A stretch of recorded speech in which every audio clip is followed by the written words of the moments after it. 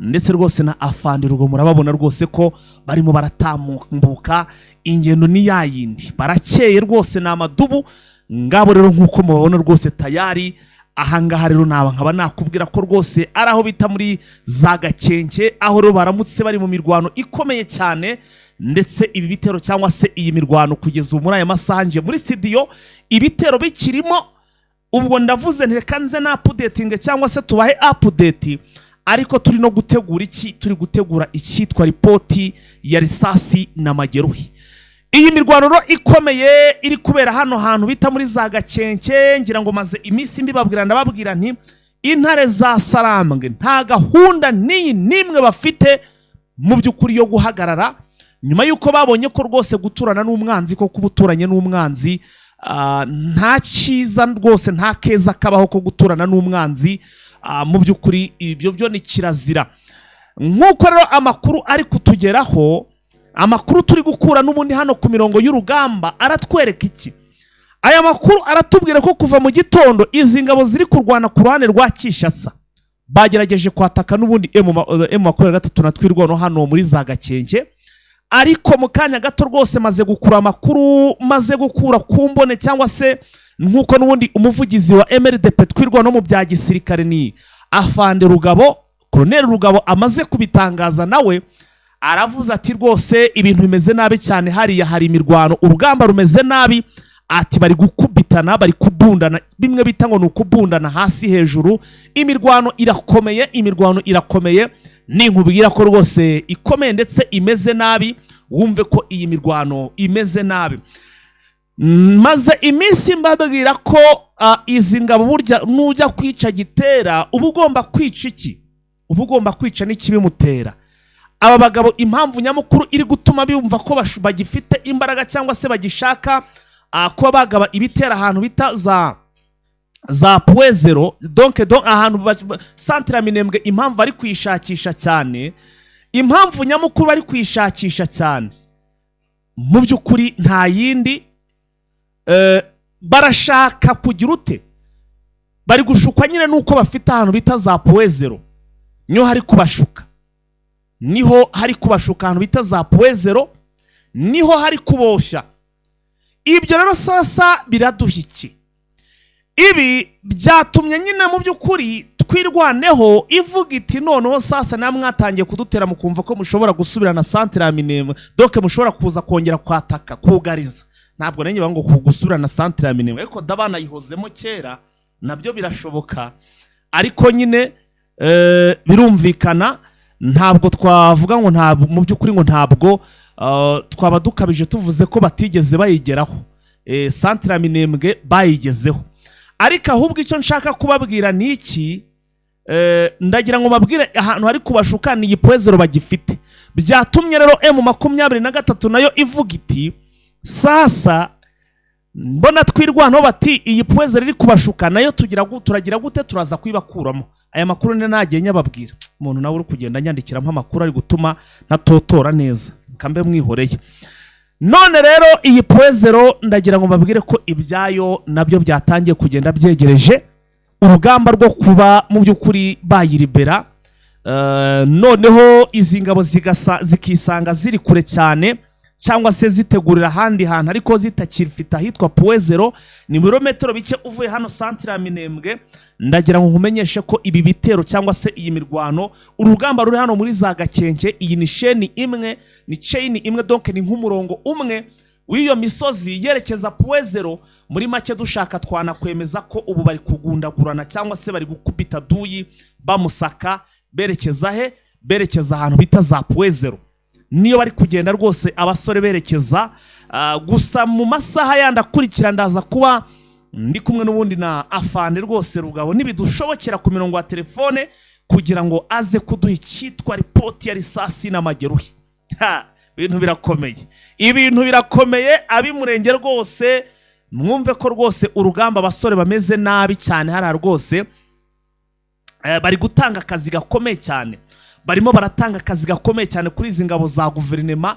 Abasore narababwiye ni uko batinda babataka bagenda babatesha umutwe babagabaho ibitero abasore bagezaho kabisa barakamirika ibyo kwigushiramo ngo ni bya bintu ngo nabasivile ngo niki wapi abasore barakwataka ukagira ngo rwose watatswe na batayo kandi ari bake. Imagine ahantu mu by'ukuri hari ingabo zigera mu by'ukuri ku bihumbi 20 na ingabo zigera ku bihumbi hafi 20 na zatatse ziri hano zatatse mu by'ukuri zateye nyine hano i Murenge. Noneho hari ukuntu nyine wumva bamaze kupropose bati ngo nibura twirwano ni nk'ibihumbi 3 nabyo nje nta n'ibyo mbonamo bishobora kuba bitanuzuye. Wenda na M23 wenda nk'umusada uriyo ukaba wenda ungana n'ibihumbi 2 ariko ibaza abasore baragukubita bakagutesha umutwe ufite ibihumbi 2 gukabaka muri 20 by'abasirikare bakagukubita ukirukanka rwose ugata umutwe. Icyerekezo ndetse na gahunda abaperezida bafite cyo kuzaserebura hariya za Mikenke mu by'ukuri cyo kuzaserebura ngo bagaserebura ngo icyitwa ngo Mikenke centre ngo mu gihe cy'ubwigenge kuri tariki 30 byose ibitekerezo byose byahise biburizwamo. Bagerageje kuzana abandi basirikare bashya kuko abangaba bo kubera kubaturikiriza amakompora mu maso ndetse no kubarashisha imbunda ziremereye cyane abandi bakabinjiramo bakagenda babarasa mu by'ukuri nta guhagarika.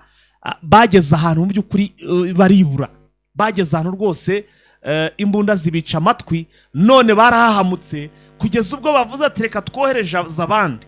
None nabo bohereje no bakiriwe n'akantu gaturika gaturutse mu kanwa ka drone yo mu bwoko bwa kamikazi. Nabo ubu ngubu bimeze bite?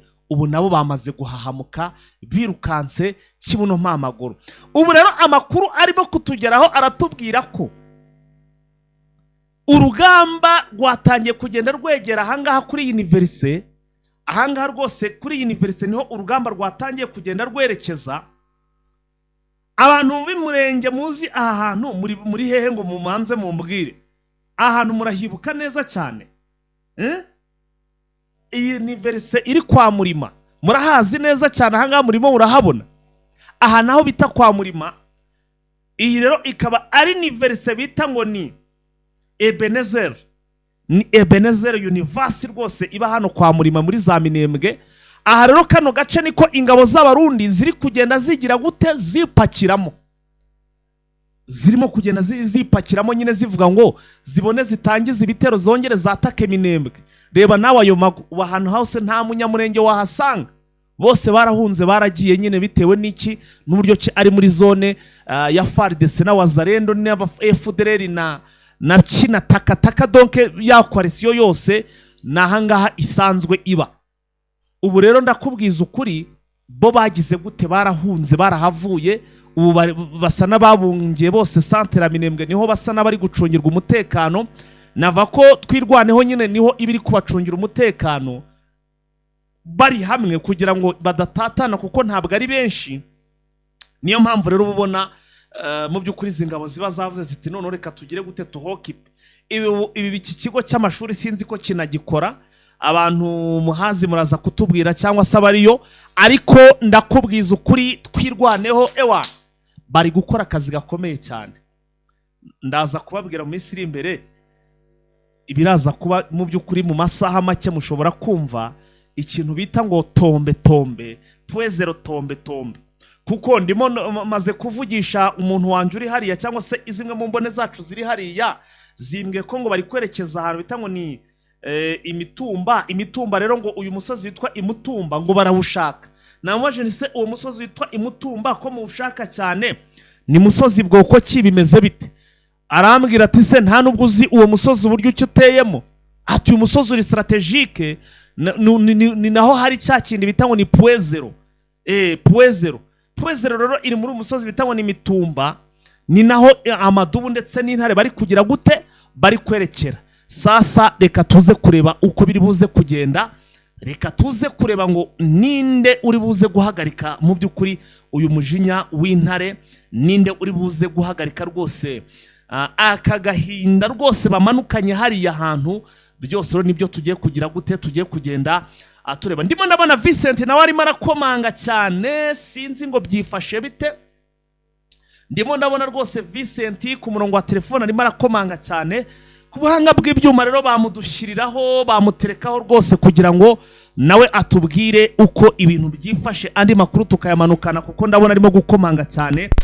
Mutangazaji Vincent, ikaze muri Prime Health Infinity. Ubu rwose biroroshye, nta mpamvu yo kwivuza ari uko warembye. Tugane tukugira inama zizewe kandi tuguhe produits z'umwimerere nziza ku buzima bwawe, zigizwe n'ibinini 80%, izindi zikozwe muri siro ndetse na powder zikomoka ku mugabane wa Aziya, mu bihugu nk'Ubushinwa, Ubuhinde ndetse na Malaysia. Produits zacu zikoreshwa mu kwivura ndetse no kwirinda indwara zose, zirimo iz'imyororokere ku bagabo n'abagore, kubura ubushake, gucika intege mu gikorwa no kutabyara, prostate, umwijima, umuvuduko w'amaraso, diabete, stroke, impyiko, umugongo, amibe, igifu, hemorrhoide n'izindi ndwara zose zananiranye. Abari muri Leta Zunze Ubumwe za Amerika naho twahagejeje stoke, abari muri Canada, Australia, Europe ndetse na Aziya namwe dukoresha iposita ndetse na DHL mu gihe cy'iminsi 7 gusa. Imiti yamaze kubageraho. Ku bari mu Rwanda, ku Gisenyi ni ku muhanda w'Amadepo ibumoso umanukiye kwa Karaveri. I Kigali ni umuhanda uri inyuma y'isoko ujya Kigali Parents, hakurya restaurant yitwa Vision.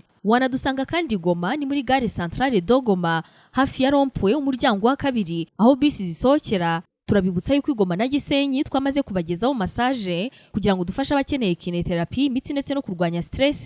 Ku bindi bisobanuro waduhamagara kuri 0782 99 057 tubahaye ikaze muri Prime Health Infinity. Hano muri Kongo, yaba ari muri Kivu y'Amajyepfo, yaba ari muri Kivu y'Amajyaruguru, navuga ko ari ibyo ngibyo biri kuranga Kivu, ariko kije za politike naho ntabwo yoroshye ndetse no mu bindi bice. Urakoze cyane. Reka tubanze tuve kuri frontline ariho dukomereza tuhave mbere yuko dukomeza rwose tujya no mu yandi makuru. Vise, sinzi wenda watugezaho amakuru nawe umaze kwakira mu by'ukuri hano muri za Minembwe, kuko haramuke imirwano muri aka karere ka Minembwe. N'ubundi rwose ahantu bita igakenke rwose bameze nabi, urugamba rumeze nabi. Wenda tukabona gukomeza tunasubira muri Kivu y'Amajyaruguru naho tukareba imirwano ngo bimeze bite, tukabona kuvayo wenda tugaruka no muri politike cyangwa se Kinshasa naho tukareba uko bimeze, tukabona no kwikoza mu Burundi naho mu kanya ngo isoko rimaze gushya. Tubikurikiranye muri ubwo buryo, niyo mbona niyo sanse mbona nifuza ko tujyanamo aya makuru. Reka duhere kuri message Rugabo Fidel amaze kwandika. Ni Colonel wo muri Twirwana, akaba umuvugizi w'ingabo za Twirwaneho MLDP, aragira ati dawa ya moto ni moto kabisa, ati umuriro n'umuriro umutu bakwiye FARDC, FNDB, Waza, FDR and so on, muzakumbura Minembwe turaje ni mukanya. Vive AF23 alarita continue, aravuga ati umuti w'umuriro n'umuriro. Gakenke baraducokoje, ati reka tuze tubavugutira umuti atubakwiye. Ati FARDC, FNDB, Waza na FDR ati n'abandi, ati muzakumbura Minembwe. Icyo bivuze rero nuko mu masaha guhera mu gitondo masaha 12 urugamba rwaye rukomeye mwa bino bice bya ho plateau ya Minembwe ndetse na mwaye plateau ya Minembwe. Amakuru nakiriye nuko ibice byinshi bitandukanye hano mu majyaruguru ya Minembwe ndetse no mu misozi miremire ya Minembwe urusansu rumeze nabi hagati ya AFM 23 ngira ngo na mu gitondo nakubwiye ko ingabo zo ku ruhande rwa Leta ziri gutegura ibitero. Bagabye ibitero mu gace bita Arenge, bigaba ibitero mu gace bita Ayenge, bigaba ibitero mu gace bita Irundu aho se ari muri ho plateau ya Fizi. Ariko mu buryo bw'umutekano buriya iyo bavuga Minembwe ntabwo bavuga Minembwe gusa nka Minembwe centre cyangwa Minembwe nk'agace gato, ariko mu buryo bw'umutekano buriya Minembwe bavuga kino gice kirimo Fizi, kirimo Uvira, ukamanuka ugera kuri Mwenga ndetse n'ibindi bice byose birimo ruho plateau na mwaye plateau. Ni imirwano ikomeye, yaba ari uruhande rwa M23 rurimo Twirwaneho bari gushinja Leta kubagabaho ibitero, ariko na Leta ubwayo ikavuga yuko yagabweho ibitero, kuko mu kanya nari maze kubona Kongoro yandika ko ngo RDF M23 Twirwaneho ngo yajyanye ibitwaro bikomeye ngo ibijyanye n'indege mwabira bice bya Minembwe. Nza kongera kubona undi wo ku ruhande rwa leta n'ubundi avuga yuko drone n'intwaro ziremereye zo ku ruhande rwa M23 twirwaneho bateye ibirindiro bya FARDC, ariko wanareba mu bice by'aba social media influencers bashyigikiye M23 ukabona nabo bashinja uruhande rwa leta kubatera nk'uko n'ubundi Rugabo Mbonye nawe abivuga. Aha, ndumva rwose ibintu bitoroshye n'aka na gato. Ubwo indi mirwa, kuko imirwano mu kanya gato nanjye namaze gukubita y'amaso bambwira ko imirwano ikiri murumva n'urugamba rw'amasaha atari make, bigaragara ko rwahinanye. Ubwo bivuze ngo turagaruka mu masaha yandi tureba uko byagenze. Ahubwo sasa watwinjiza nkano muri Kivu Amajyaruguru, naho warutubwiye ko hari imirwano, ukatubwira iyo mirwano iteye ite, irahagana he, kugira ngo tubone tuve mu bigendanye no kuri front line dukomeze no mu kindi gice. Mu bice bya Warikare Wazarembe n'ubundi ziracyataka M23 mu bice iherereyemo, ariko no mu bice bya Masisi naho nigeze mbona bamwe mu barwanyi ba Wazarembe bigamba yuko bagabye ibitero mu bice bya Ihura kuri M23. Kugera isa ntabwo M23 iragira icyo bivuga cya societe civile, tutegereje kuza kureba izo mpande nazo icyo ziza gutangaza.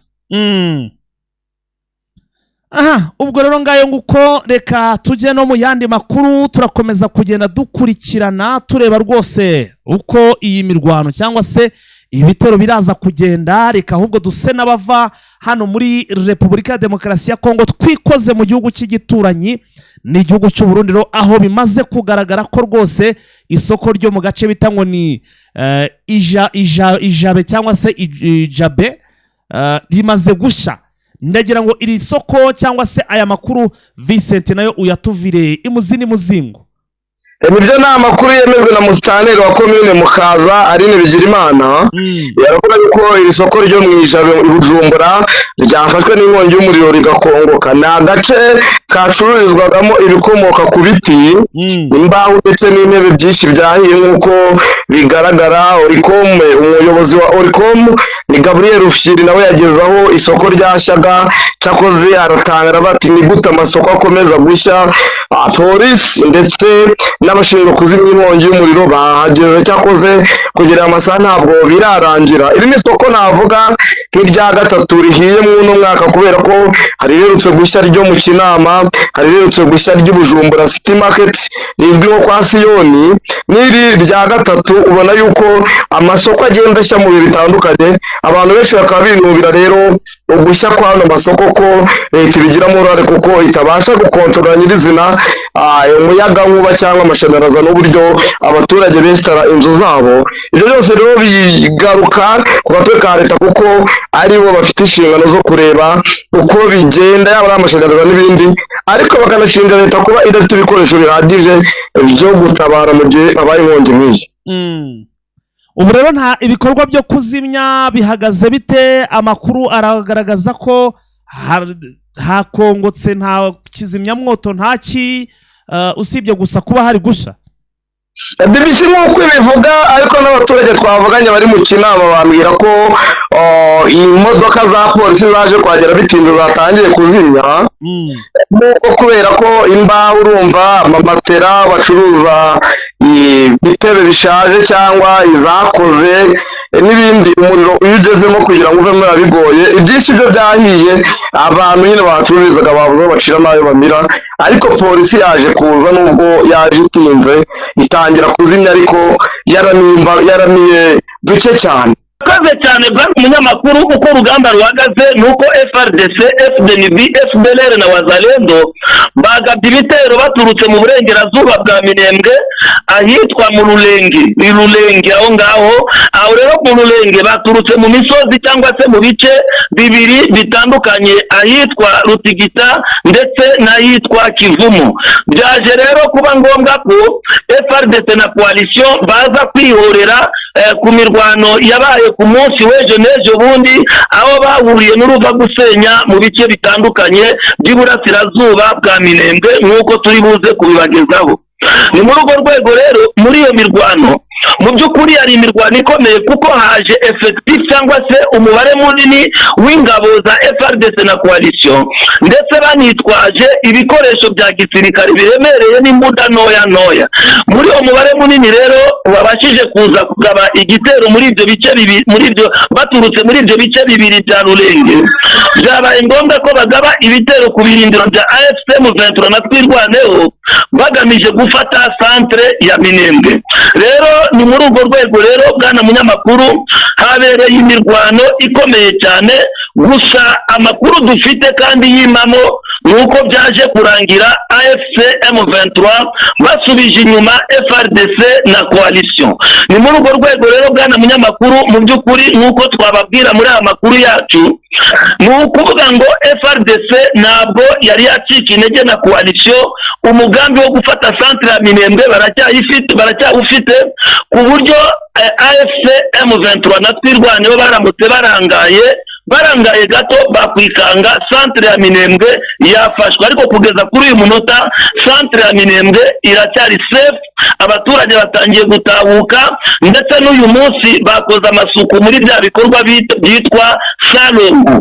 So rero bwana munyamakuru aba bagabye ibi bitero bashoboye gukubitwa bimwe bifatika, basubizwa kuri iyi misozi ya Rutigita ndetse na Kivumu aho bari baturutse muri Rulenge, na ni naho imirwano ikomereje aho ngaho muri Kivumu ndetse na Rutigita, aho niho bari guhana inkoyoyo. Mu by'ukuri rero nk'uko byari bisanzwe muzi yuko buri mirwano twajyaga tuyitangamo ripoti ya risasi na majeruhi, ariko kugeza muri kano kanya kuri iyi mirwano yabereye muri aka gace ka Rulenge na ripoti ya risasi na majeru twashoboye kubona, bivuze yuko turacyakurikirana iyo mirwano yimukiye aho babasubije inyuma aho baturutse hano mu gace ka Rutigita ndetse na Kivumu. Nitumara kubona finalite cyangwa se umusozo w'imirwano turaza kubabwira ibyavuyemo, uwashoboye kwegukana intsinzi uwo ari we. So rero bwana munyamakuru muri uku kwihorera birumvikana yuko ni ukwihorera biturutse mu mirwano yabereye mu burasirazuba mu bice bya Irundu. Hano FARDC murabizi ko yakubititswe twanabitanze muri ripoti ya risasi na majeruhi, Gakenke nuko nguko, Mikenke nabyo twarabibahaye, Madegu na Kalingi. So rero bwana munyamakuru basanze gusa M23 na Twirwaneho babiteguye bihagije. Ubu rero urumva ko aho bari barafashe gutangirira imirwano bahereye mu burasirazuba, ubu rero umuryo wahinduriye mu burengerazuba no mu zindi axe zitandukanye za hano mu burasirazuba nk'uko turi buze kubibageza. So rero hano dukomeje ntabwo byagarukiye aho ngaho mu burengerazuba ku murwano wundi ukurikira nyuma y'aho ngaho mu burasirazuba. Nyuma y'uburengerazuba habayeho ibitero nanone n'ubundi byakomeje mu gace ka Irundu. Hano rero muri Irundu mu byakomeje na Gakenke ndetse na Mikenge, Madegu na Kalingi, n'ubundi FARDC naho babashije kunyeganyeza kugira ngo barebe nimba bashobora kuba bafata ibi bice nanone baba babigarukamo bya Irundu, Gakenke, Mikenge, Madegu na Kalingi. Byumvikane rero haba mu burengerazuba no mu burasirazuba imirwano iracyakomeje. Bakunzi bacu mudatuza ngo mwumve yuko AFC M23 itekanye, oya, baracyari mu mirwano. Gusa bwana munyamakuru ngize amahirwe wagira ngo barimo banyumva, imboni yanjye isinyoherereza ripoti ya risasi na majeruhi y'ibyabereye i Rulenge. Murakoze cyane rero bwana munyamakuru, muranyihanganira nari mbibonye avec retard, twari dutegereje, murabona ko dukoze raporo dutinze. Ni muri ya ntego kugira ngo imirwano isoze, hanyuma nimara gusoza tubone uburyo tubona ripoti ya risasi na majeruhi. Muri ripoti rero ya risasi na majeruhi hano muri Rulenge ni ukuvuga ngo M23 yashoboye kwica FARDC 42, yica FDLR 34, yica FDNB 28, yica Wazalendo 32. Ku ruhande rwa AFC M23 nk'uko mbihawe n'imboni yanjye iri ku mirongo y'urugamba, nuko ku ruhande rwa AFC M23 habashije gukomereka abasirikare 3 ku ruhande rwa AFC M23 ndetse na Twirwaneho. Bwana munyamakuru rero nshimye Imana rero ko nshoboye kubona iyi ripoti ya risasi na majeruhi nk'uko imirwano yagenze muri aka gace ka Rulenge. Murakoze. Aha, ariko nanone tukiri ahangaha naho ntabwo ari aha gusa hiriwe imirwano muri utwo duce, kuko rwose ahitwa birumvikana ahitwa ahanga bahita Gakenke, muri za Gakenke Igakenke naho byari ibindi sinzi niba naho watubwira uko byari bimeze. Urugamba rwo nabonye rwose rugaragara ko rwari rwanabaye rwari runakomeye cyane ari isibaniro, kuko nagiye mbona no ku mirongo nkoranyambaga bagenda barugarukaho, bimwe mu binyamakuru bigiye bitandukanye nagiye mbona bamwe mu banyamurenge bagenda barugarukaho hano i Gakenke. Nagerageje no kubita icyumvirizo ku muvugizi wa Twirwaneho mu bya gisirikare, nawe avuga ko akazi ari kenshi cyane, batatswe bikomeye cyane. Aho muri Gakenke byagenze bite ubundi, iyi mirwano yarangiye ite, byagenze bite? Urakoze cyane bwana munyamakuru. Nyuma yaho FRDC na coalition bakubiswe, murabizi yuko bari bariciye mu matsinda 3 ndetse noneho bakaniga abantu mu byerekezo bitatu bitandukanye. Aho rero bakubitiwe rero birumvikana yuko bahuye na defiance muri organisation yabo, ku buryo ngubu noneho mu mirwano byabayeho nk'aho biba gatogo, kuko haraho wasangaga FRDC iri kumwe na Wazalendo, ugasanga abarundi bari kumwe na FDLR, FDNB na FDLR, ugasanga Ibu iri kumwe na Les Serpents Noirs. Ubu rero babivanze, icyo bariho ni umuriro batitaye mu matsinda. So rero hano mu gace ka Gakenke FRDC, FDNB, Ibu na FDLR ndetse na Wazalendo bagabye ibitero hano mu gace ka Gakenke, dore ko hamaze kuba isibaniro hano mu gace ka Gakenke. Niho hantu hagiye hagaragara imirwano, nk'uko mu gihe cyo gufata Goma byari biri mu gice cya Sake rero yasimbuwe n'aka gace ka Gakenke. Gusa binjira hano muri Gakenke n'ubundi bagaruka, basanze M23 na Twirwaneho babiteguye bihagije, barabarasaba basubiza inyuma, ku buryo babagejeje hano mu ishyamba ryo mu gace kitwa Mukoko. Hano mu ishyamba ryitwa Mukoko niho babashubije inyuma. Ubwo rero icyumvikana aka gace ka Mukoko niko bari kurwaniriramo. Gusa bwana munyamakuru, kugeza kuri uyu munota ndacyategereje n'ubundi nk'uko nari ntegereje hariya haruguru muri kariya gace nari ndimo mbabwira bagabyemo igitero hano mu gace bari baturutsemo ka Rurenge. Na hano rero muri Gakenke hano hari aho nabashije kubona ripoti ya risasi na majero turi mu makuru, ariko kugeza kuri uyu munota ndacyategereje ngo negereze mbone ripoti ya risasi na majero kuri iyi mirwano yabereye Gakenke. Ariko FRDC na coalition bakubiswe basubizwa inyuma, ku buryo ubu ngubu imirwano yakomereje hakurya mu ishyamba rya Mukoko. Bwana munyamakuru, namwe bakunzi bacu, icyo nicyo nabasha kubabwira muri iyi mirwano yabereye hano Gakenke. Murakoze. Yes, hanyuma ariko ndabona hano amakuru yo akomeje kuba menshi cyane rwose muri aka karere ka Minembwe, cyangwa se muri iyi teritwari rwose ya Fizi, kuko ndabona andi makuru avuga ko amakamyo rwose ngo yagaragaye yerekera ahangaha hita muri za Puezero, mu by'ukuri ngo buzuye cyangwa se yuzuye ibikoresho, arimo arabiganisha hano kuri frontiere cyangwa se kuri mirongo y'urugamba, birumvikana hano kuri Puezero. Bihagaze bite ibyaya makuru ndetse n'ibi bikoresho byazanwe ahantu muri za Puezero? Urakoze cyane. Hano muri teritwari ya Fizi mu mujyi wa Baraka, icyo mubwira cyo imirwano mu misozi ya Minembwe igiye kongera kubura. Nibyo nakubwiye ngo AFC M23 na Twirwaneho nibaramuka badafashe mejazi ngo babe maso, mu kanya gato twaza kumva nanone ibitero byongeye kugaruka mu nkengero cyangwa se na centre ya Minembwe yongeye kugabwaho ibitero, kuko urumva ubwo bari bamaze kugera hari erega Kavuna Ruvuna Mazi, bakinjira muri iriya misozi yo kwa Harera. Hariya deja bari bamaze kwinjira muri centre ya Minembwe, uretse yuko hari hasigaye nk'ibirometero 5. So rero bwana munyamakuru, icyo nakubwira, hazamutse ikintu bita reinforcement zaturutse hano mu mujyi wa Baraka zizamuka kuri Puezero. Hari ibimodoka bitwaye intwaro n'abasirikare benshi bazamutse hano kuri Puezero kugira ngo babashe kurinda Puezero, dore ko bari baratangiye guhungisha imbunda batekereza yuko ingabo za AFC M23 isaha ku isaha babagabaho ibitero. Niyo mpamvu rero bakoze reinforcement hano kuri Pwezero, ndetse banagambiriye kugaba ibitero muri centre ya Minembwe. Birumvikana rero birabibyuya nibiba amaraso. Kugeza kuri uyu munota nta kujenjeka ku mpande zombi, ni imihangano, ni imiripuko kugeza kuri uyu munota ihari, ndetse ikinakomeza. Gusa amahirwe nuko mu makuru dufite nuko mu mpande zombi bafite icyo bita reinforcement zakozwe ku mpande zombi. Rero bwana munyamakuru, nibyo twabwira abakunzi bacu yuko imirwano ntabwo yari yarangira, imirwano iracyakomeza.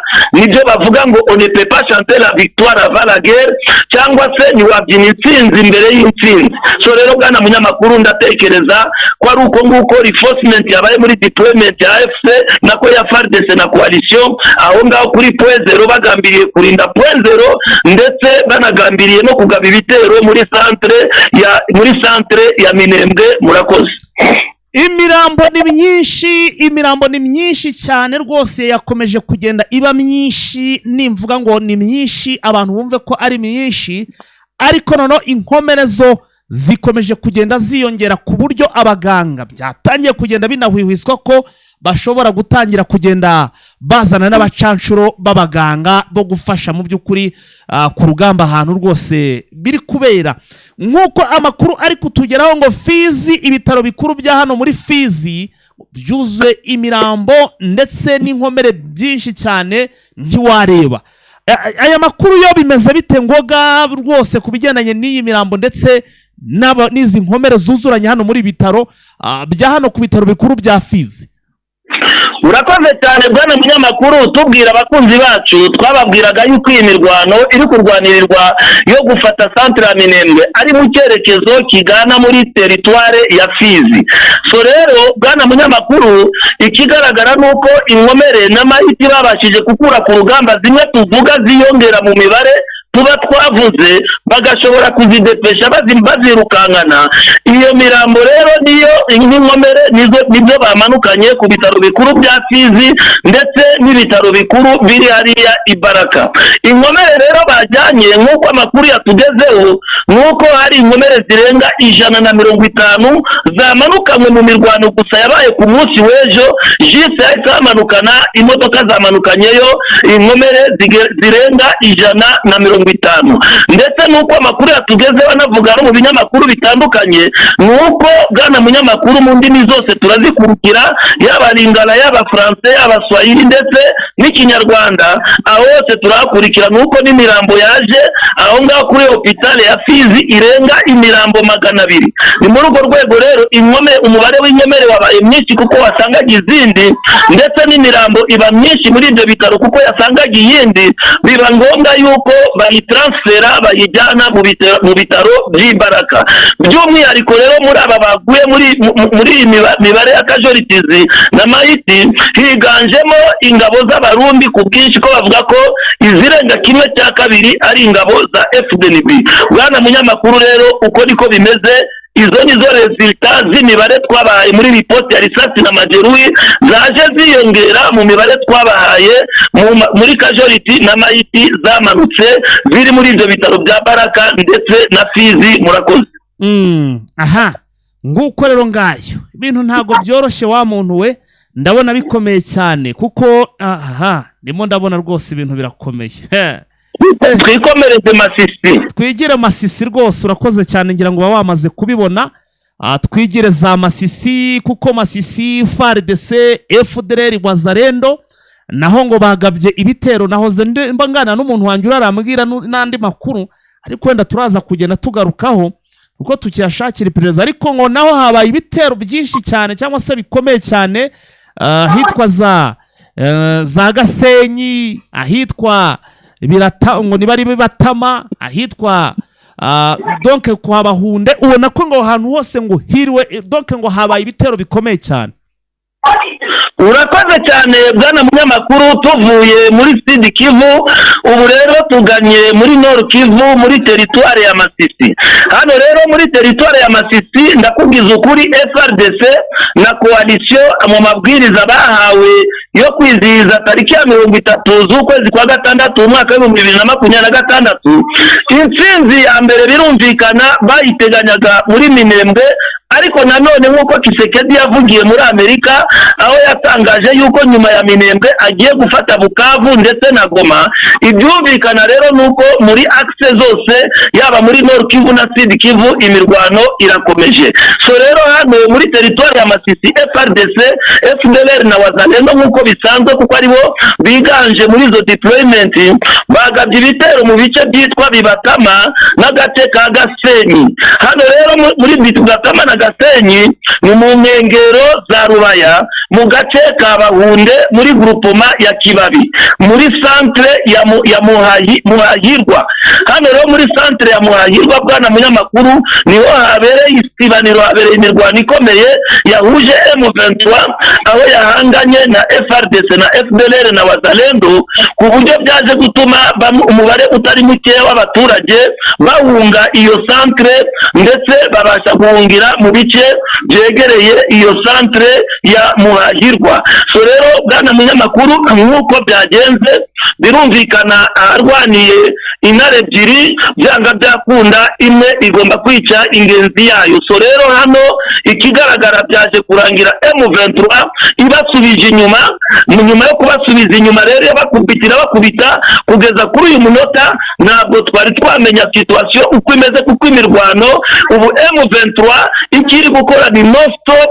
Bakomereje imirwano mu bindi bice biri hirya, ngitegereje n'ubundi mboni yanjye kugira ngo ize kuma general situation ayimirwano igeze. So rero muri iyi mirwano yabereye muri aka gace ka Bibatama ndetse na Gasenyi nk'uko twababwiye ko ari uduce two mu nkengero za Rubaya mu gace ka Bahunde muri groupema ya Kibabi hano muri centre ya Muhahirwa. Ku bijyanye rero n'ibyavuye muri iyo mirwano nuko report ya risasi na majeruhi, AFC M23 yabashije kwicira aho ngaho kuri urwo rugamba muri iyo centre ya Muhahirwa, FRDC 51, FDLR 45, Wazalendo 67, hafatwa amatekwa 24 harimo n'inkomere 17. So rero bwana munyamakuru uko niko byagenze muri iyo mirwano yabereye muri iyo centre ya Muhahirwa. Kugeza kuri uyu munota hari under control 100% mu maboko ya AFC M23, ahubwo mu mwanya ukurikira turaza kumenya imirwano yakomereje uko bimeze. Turahanga abakunzi bacu dukomeza gukurikirana amanywa na nijoro nta kuryama, dukurikirana kugira ngo tubahe amakuru y'ukuri kandi anonosoye. Murakoze rero bwana munyamakuru, namwe bakunzi bacu icyo nicyo nabasha kubagezaho. Murakoze. Aha, ndimo ndabona rero nanone duse n'abasimbukira Kinshasa rero havugwa iki? Haravugwa rero inama ikomeye cyane yahuje abasenateri ndetse na Kiliziya Katolike. Bahuriye mu cyitwa ngo ni Senko, biga rero ku bijyanye n'umushinga wa Tshisekedi wo guhindura itegeko nshinga. Hanyuma rero ndagira ngo utwinjize muri iyi nkuru, utubwire uko byagenze, inama yavuyemo iki, byagenze bite, kugira ngo badukurikiye bumve uko ibintu byari byifashe aho ngaho. Urakoze cyane bwana munyamakuru. Nyuma yaho inteko ishinga amategeko umutwe w'abadepite na Sena batora yuko umushinga w'itegeko ugomba kujya kwigirwa muri referendumu, ikigaragara nyuma rero yo kubyemeza bakabishikiriza inyandiko cyangwa imyanzuro y'iyo nama kuri Perezida Tshisekedi kugira ngo abyemeze maze bizashyirwe mu bikorwa. Ikigaragara nk'uko twagiye tubibabwira ku ruhande rw'imitwe ya politike ihuriye muri C64 barwanya ihinduka ry'itegeko nshinga. So rero uko rero twababwira nuko hano kuri iyi ngingo byabaye ngombwa ko Kiliziya Gatolika nka Kiliziya ifite ijambo rikomeye mu gihugu cya Kongo ndetse no ku isi, hano byabaye ngombwa yuko abasenyeri ba Kiliziya Gatolika muri Kongo yose bakoze inama. Muri iyo nama rero icyo ngiye kubanzirizamo nuko babanjije kugaragaza sije cyangwa se ingingo zigiye kwigwaho, birangije bafata umwanya baha impande zombi zihanganye kugira ngo babashe kugira amakuru abagezaho ku bijyanye no guhindura itegeko nshinga ndetse n'abarwanya yuko itegeko nshinga rihindurwa, ariko bakabisobanura mu buryo bw'amategeko. So rero ku ruhande rwa C64 hari Denis Sanga, niwe asobanura ibijyanye n'itegeko nshinga, aho yagaragazaga yuko iryo tegeko nshinga ritakagombye guhindurwa kuko guhindura itegeko nshinga biwanye no gukora kudeta cyangwa se kwica amategeko akubiye mu itegeko nshinga, abisobanura mu buryo burambuye. Byaje rero kurangiza Denis Sanga arangije gusobanura mu rwego rw'amategeko, dore ko ari n'umunyamategeko, biba ngombwa rero ko na vice perezida w'inteko ishinga amategeko nawe bamuha umwanya, nawe asobanura impamvu, avuga ati aba bantu ntabwo bumvise neza impamvu yatumye dushaka ko itegeko nshinga rihinduka, nawe arasobanura. Nyuma rero y'ibisobanuro bya bombi byabaye ngombwa yuko abo basenyeri bicara hamwe bakanonosora kuri uwo mushinga. So rero nk'uko bikubiye muri iyi nyandiko, nibwo ngiye kubinjizamo general uko situation imeze muri raporo y'ibyavuye muri iyo nama y'abasenyeri bahuriye muri Senko. Rero muri Kinshasa habaye inama yahuje abasenyeri ba Kiliziya Gatolika bahuriye muri Senko, biga ku bijyanye n'umushinga wa Kisekedi wo guhindura itegeko nshinga. Nyuma rero yo kungurana ibitekerezo no kugaragara, nyuma yo kungurana ibitekerezo no kugaragaza impungenge zihari ku bitabiriye iyo nama, byabaye ngombwa rero ko iri huriro rya Senko risohora itangazo rikubiyemo imyanzuro ikurikira.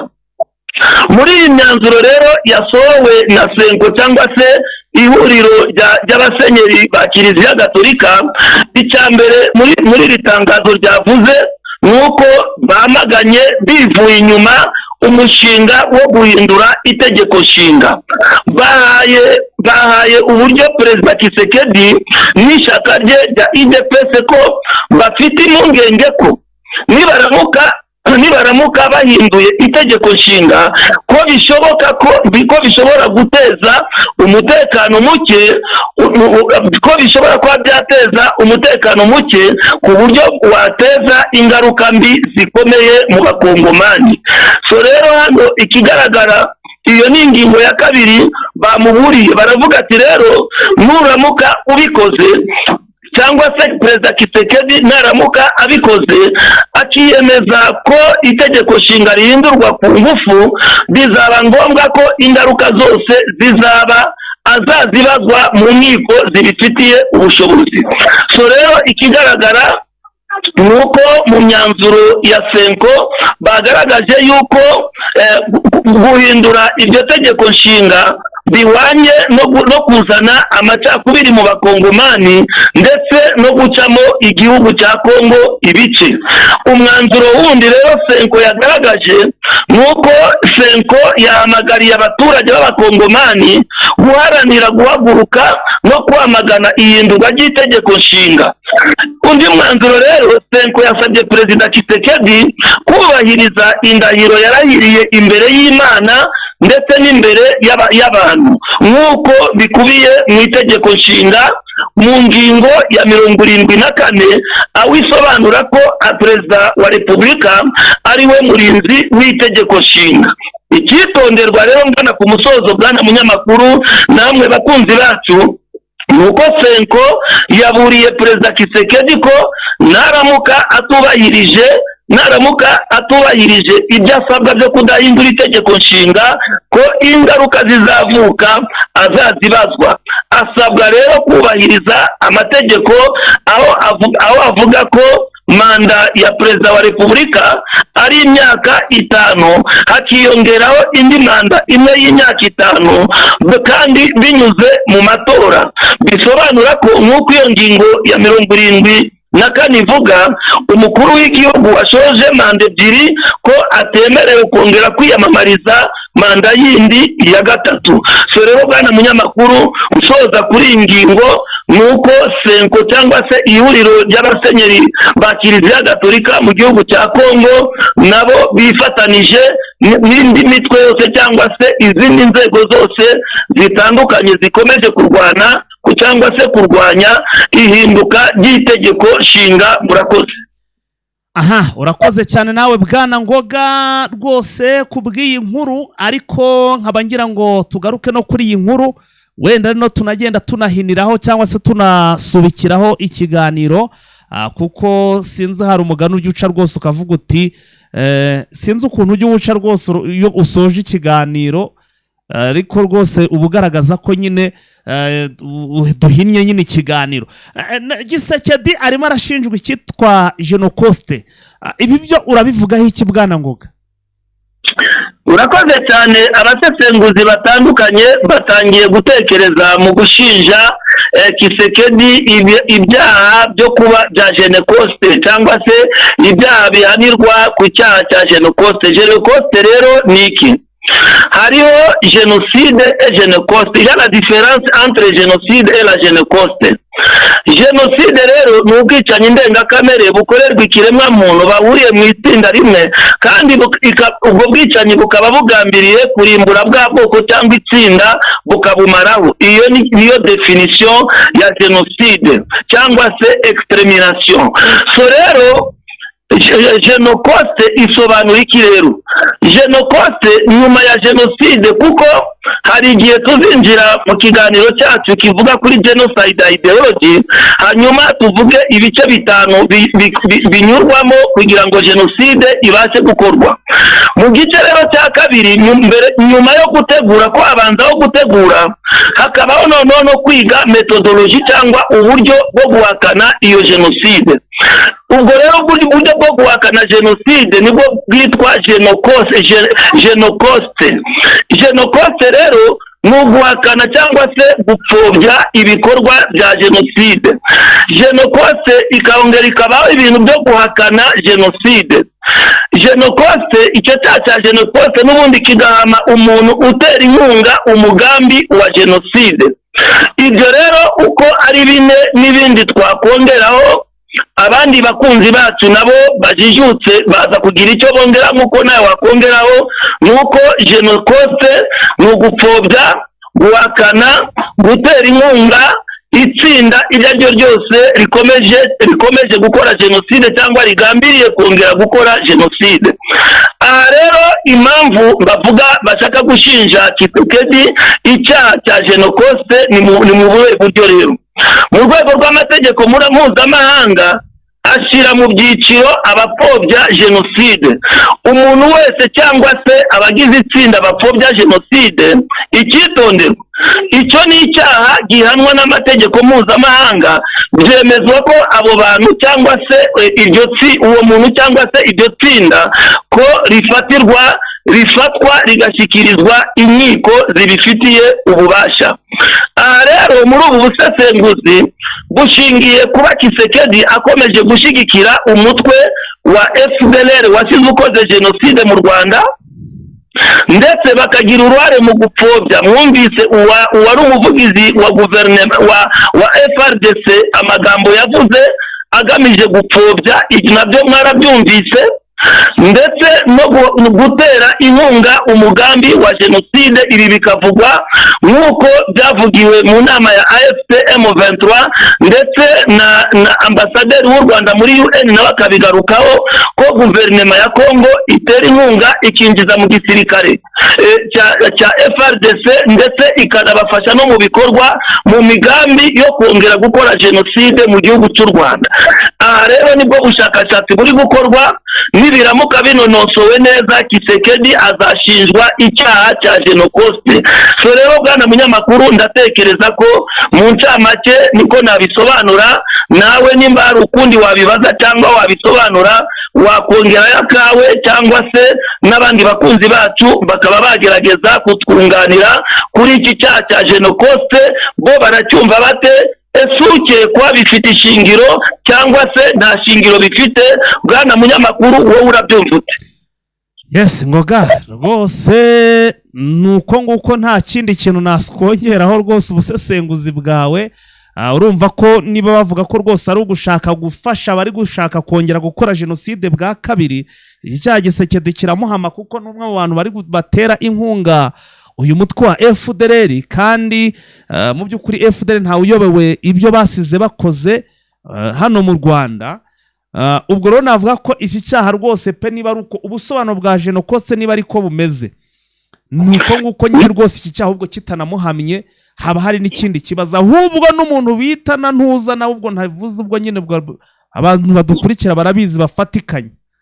Uyu nawe urabyumva neza ko nabaramutsa urujeni bakuramutsa muri nama yabereye ya UN y'uburenganzira bwa muntu hariya muri Suisse, nawe yabigarutseho avuga yuko perezida wa Kongo na perezida w'u Burundi Ndayishimiye bari muri uwo mugambi wakwitwamwo icyaha cya Genocoste. Bwana munyamakuru, rero bakunzi bacu namwe murabyumva mute? Icyaha cya Genocoste gishobora guhama Tshisekedi na Ndayishimiye cyangwa se ni cyamuhama? Bimeze bite? Namwe ubwunganizi bwanyu turabukeneye muri comments. Murakoze.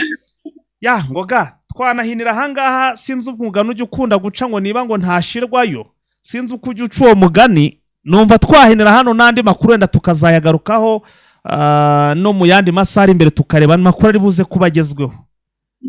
Urakoze cyane bwana munyamakuru, reka ngushimire mwifuriza guhorana amata ku ruhimbi, kandi Uwiteka akomeza bane nawe ndetse n'abakunzi bacu. Imana ikomeze ibarinde amajya n'amata no kurushaho kugira igikundiro no kudukunda. Murakoze. Asante sana.